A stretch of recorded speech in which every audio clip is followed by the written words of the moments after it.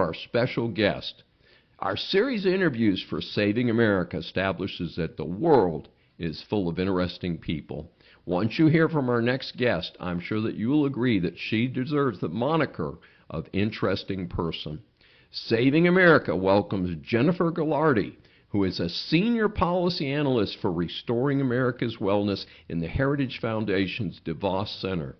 She has decades of experience in the fitness and nutrition industries, working for some of the most prominent brands to represent health and wellness initiatives, including Nike, Microsoft, Coca-Cola, and Comcast, as well as being featured in numerous magazines. Her writing has been featured in The Federalist, Epoch Times, Washington Examiner, and The Blaze. She earned a BA at Washington and Lee University and a master's degree from Pepperdine, both degrees in public policy. She produces and hosts the podcast Connection with conversations that address health, culture, and policy to bring more common sense to listeners to help them make informed decisions and arrive at a cohesive, ordered worldview of health. She's joining us to discuss the current challenges in women's health. We're delighted to have Jennifer Galardi for her first appearance on Saving America. And as you know, Jennifer, we invite people to chat with us a little bit, tell us about what they're working on. And we asked them three big questions. And the first one is, please share with the audience how you journeyed from a focus on fitness and health to writing numerous articles for big media outlets and getting involved with the MAHA team. Hi, it's so nice to be with you today. Thanks for having me. Yes, my journey was quite circuitous. I like to say there was no straight line. I was interested in public policy as an undergraduate student at Washington and Lee University, as you mentioned, here in Virginia.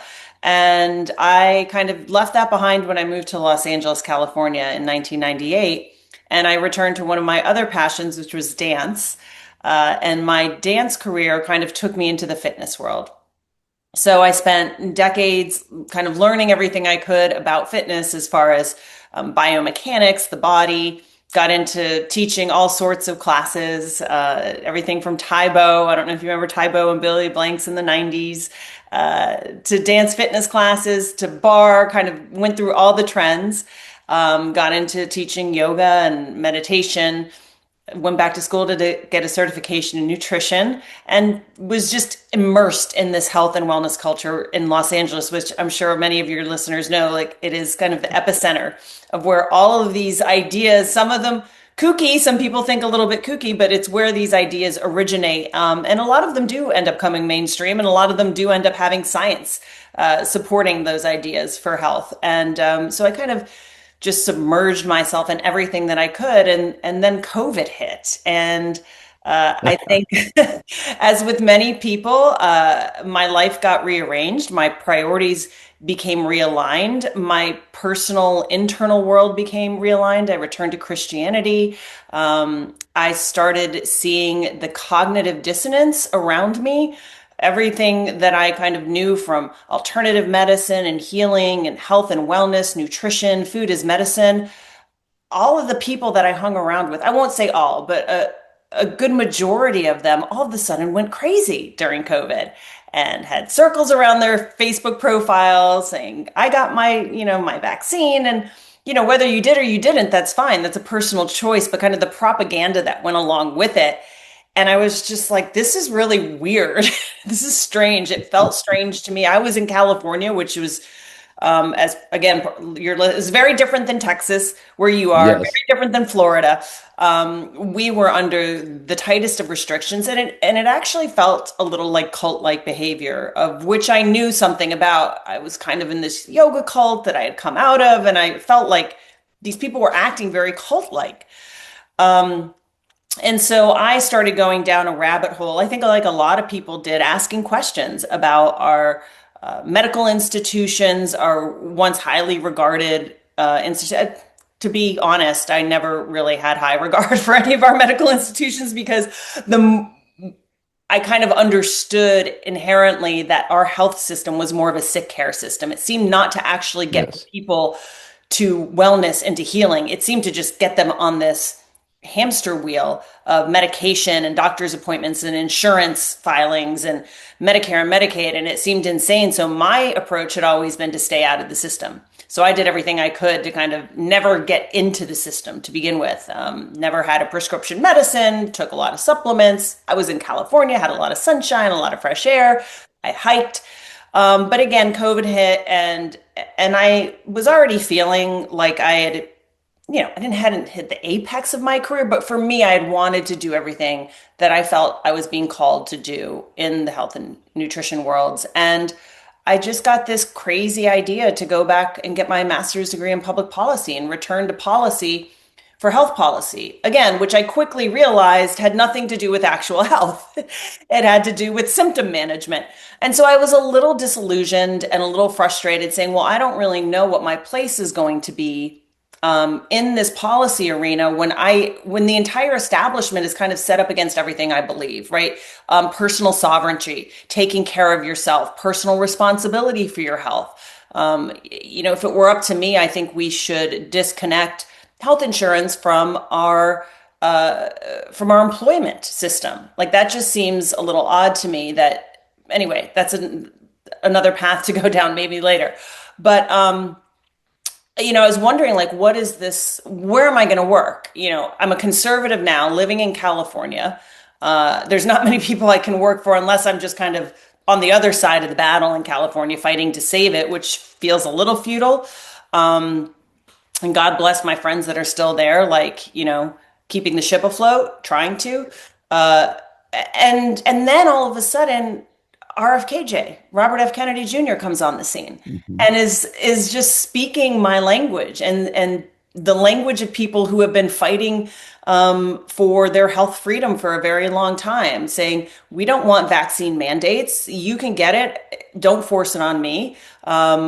I believe in food as medicine, all of these things. He's talking chronic health disease, not infectious disease. He is talking about the trillion-dollar system that has been propped up that keeps people sick. And finally someone was saying, and I said, well, this may be my lane. And so I started writing about it. I've got pieces placed in the Federalist, and American Spectator, the Epic Times, a couple others. And I just, started to make a path for myself. And then once Trump came along the scene and RFKJ endorsed Trump and they came together, there was a whole new political coalition built, I think, that wasn't necessarily on the left and wasn't necessarily on the right. It was fighting for the health of Americans, fighting for the health of children, the Make America Healthy Again movement. And I felt, Yes. there's a place for me now, and eventually found my way to Heritage. So that's Well, the short version. It's quite a path. And, what triggered our interview invitation is an article you wrote in November of 2025 about selective serotonin reuptake inhibitors. And for short, we're going to call that SSRI.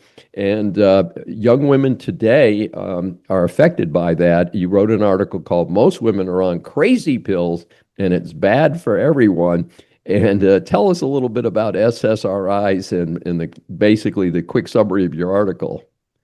SSRIs are pharmaceutical drugs that are used for depression, anxiety, what we now call mental health disorders. There's a couple issues at play here. One is what we consider to be an overdiagnosis of a lot of these, right? What people used to just consider being sad or normal human emotions are now being analyzed and kind of medicalized, right? Like, you're not sad, you have a disorder. You're not a hyper boy that's been forced to sit in a chair all day at school. You have ADHD. Not that, it has nothing to do with the 100 grams of sugar you are consuming during the day. You have a disorder, right? So that's part of it, is this over medicalization of everything, without looking at maybe what might be causing certain behaviors.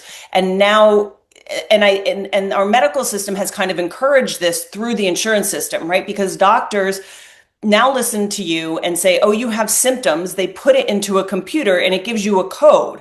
It's ADHD, it's depression, it's anxiety. And then there's a pharmaceutical drug for that condition, right? So that's part of it. The other thing is these are now being handed out like candy. You can go in a telehealth kind of analysis on these websites like Hims or Hers. Apparently, Tom Brady has a new one that I think is called Good RX or something. I mean, everybody's coming out with these telehealth things. And I did an experiment that I think I talk about in that article where I just went on to see how easy it would be to get these SSRIs.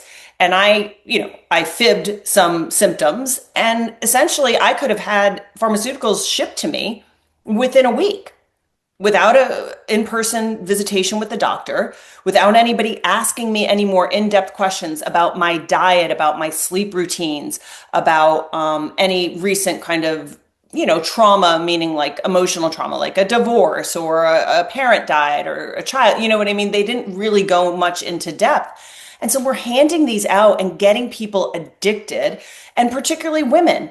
So the other part of this is the culture applauds it. If you go on social media, there are many accounts with millions of followers in total that are following women that it's like I say in the article, it's like a new high fashion accessory. It's like a Birkin bag to now be on some sort of medication, and we've got this culture of oversharing in the name of like vulnerability makes you relatable, and oh, you're not alone, and it also kind of normalizes this, right? That this is cool. In the meantime, these SSRIs numb a woman to her kind of natural emotions, maybe to her natural hormone cycles. And it's also doing it to boys. So I don't, it seems to be more prevalent because it seems to be more also almost like the gender confusion. Like a social contagion, right? So if a girl's Yes. like, I'm on SSRIs, well, oh, how did you get, girls tend to fall more prey to those kinds of things, where I think boys fall more prey to the pornography, the vaping, the video games. We each have our own vices, because we are different biologically, or, not only physiologically, but the way our brains function. So I think girls tend to fall prey more towards these psychological profiles. And so now you've got a whole culture out there promoting this. And then you've got doctors easily prescribing it or websites. It's a mess, because what happens is there's a woman named Laura Delano who talks a lot about this. And she's got a great book called Unshrunk. These are addictive. It's very hard to get off SSRIs cold turkey. And doctors are not really trained on how to taper their patients off. And what happens is, I'm sure you've seen, and maybe many of your listeners have seen, I don't have a television, so I try to avoid commercials in general. But when I do see, it's all pharmaceuticals. And Yes. one of the ones I see being pushed a lot is like, you're on SSRIs already, here's an enhancement for it. Yes. Right. So what happens is the SSRIs start to kind of stop working. You get to a plateau, much like dieting, I would think, and you need something to kind of kick it up again. And so you start stacking these medications without people understanding how they're interacting with each other, without understanding anything else you might be taking. And then you become addicted to kind of a cacophony of different drugs. I mean, that's the extreme. That's not for everyone. And I'm not saying these drugs can't be used at all, but we are in a state with like everything else of excess and the easy button. We're what I like to call an easy society or a fast society. We want fast money, fast enlightenment, fast health, fast comfort, fast food. Everybody needs this immediate gratification instead of, if I may, if it's okay to get a little bit into my faith, instead of doing what God calls us, what Christ calls us, is this kind of long, slow road of not struggle, but overcoming these things, which develops our character and develops our virtues and makes us good contributors and members of a society and a community. Instead, we're just numbing down everything and kind of becoming zombies. Well, I think zombie, and of course, people are fascinated by zombies and the movies and TV shows all about zombies. But unfortunately, it may be coming too close to the truth.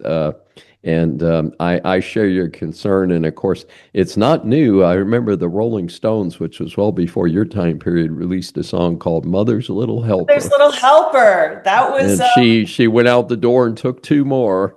I remember that lyric. And of course, I came from the environment of sex, drugs, and rock and roll in the late '60s and early '70s.